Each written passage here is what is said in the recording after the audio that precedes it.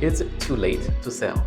That's the most commonly asked question in our listing consultations right now. Of course, if you have to get the February price in the remainder of 2022, you will need some extraordinary effort and very good luck to do so. But the market is more complicated than the price. My name is Nick Xu, and I am a real estate broker from Sun Team at Remax Hallmark. Today, I want to share with you some key indicating numbers and also a case study of our recent sold listing to show you where we think the Toronto real estate market might be going and what you need to know if you are thinking of buying or selling.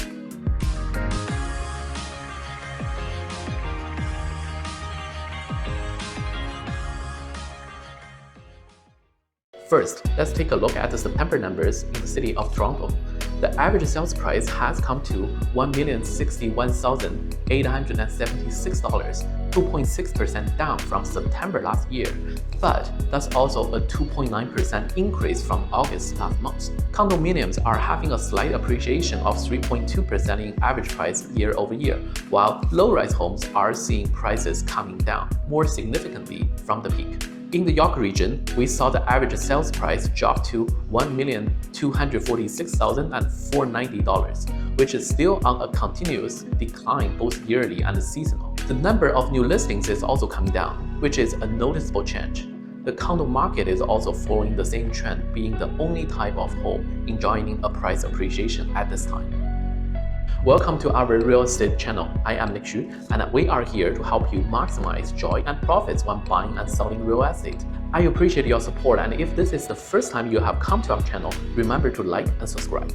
If you want to move to Toronto or need professional advice about home selling and buying, you can make an appointment for a buyer consultation or seller consultation with the link below. Sophia and I will be more than happy to meet you in person or online. Now let's answer the question, is it too late to sell my home in 2022?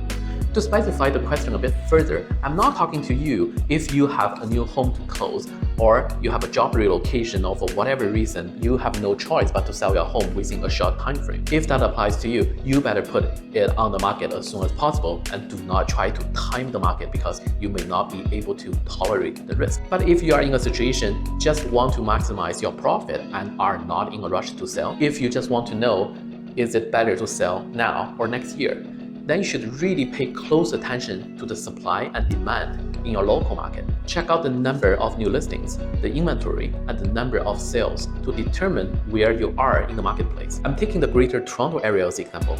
We all know that we have had a slow month of home sales in the GTA, but there is something we also need to pay attention to.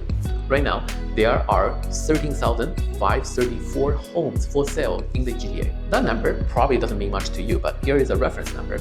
Its 5-year average is 16,744. So there are about 20% fewer homes available for sale compared to a typical September. So a home buyer actually has fewer options to choose from and has to pay a higher monthly cost due to the interest rate, which is still on the rise. Do you really think we are in a buyer's market? And this is just a number in the grand scheme of things. When it comes down to your neighborhood, how many homes are for sale? And when was the last time a house like yours sold in your community? If your answer to the above questions are very few, a long time ago, it might mean there's more than one buyer out there waiting for something like your home to put up for sale. This is also why we started seeing over competitions again. And if you are thinking of selling your home, would you put it up for sale when your hyperlocal area is in a seller's market? Yes, but what if I can get a better price next year? We don't know. There's nothing but more uncertainty in 2023. And the federal government had just confirmed the 2-year ban on foreign buyers will take effect on January 1st. I would further argue, no real estate professionals should even be out there making predictions on the future market. Seriously, there's 50% chance it may go up and 50% chance it may go down. So how about I make a bet and you call me to list your home if I guessed it right? Because it sounds like I know what I'm doing, right? No, that's not right. Actually, one of the biggest mistakes many home buyers and sellers made this year and costing tons of money is worrying about the short term way too much. Investing in real estate is always a long haul game, and to win at the finish line is never about what you are going to profit in the next 12 months or so. In fact, wise investors will not focus on things you can never control. So back to the question, if it is too late to sell, my answer is simple. You sell when it is in a seller's market. You don't sell unless you need to when it is a buyer's market.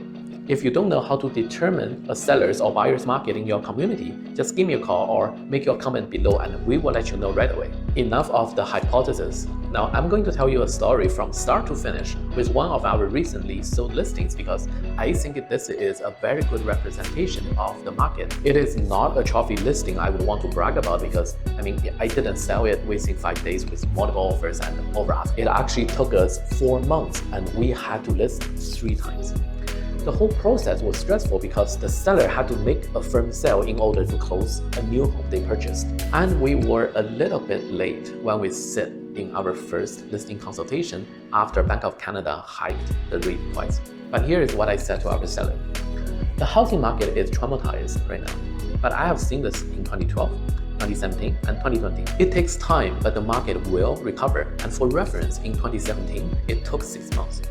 So instead of dropping the listing price below the market value, I rushed for a sale as most other sellers were doing this summer. We held the listing price even when we only had a single showing in August. But we never stopped marketing our bilingual lifestyle videos with paid ads and continued with open houses every weekend. We simply trusted the process, and in early September, we started to see more and more people showing up at the open houses. We got our first offers through the open house, and then we eventually found the right buyer who literally fell in love with this house after seeing our videos and the website. Final sold price was the highest record in the whole community, and we sold it to a cash buyer. I repeat, it was a cash buyer who jumped the gun to buy this house, not someone who was desperate to buy because his 120 days mortgage holding rate was about to expire. So what I'm really trying to say is the real estate market is a lot more complex than the series. You can talk all day long about whether it will bounce back or crash, but by end of the day,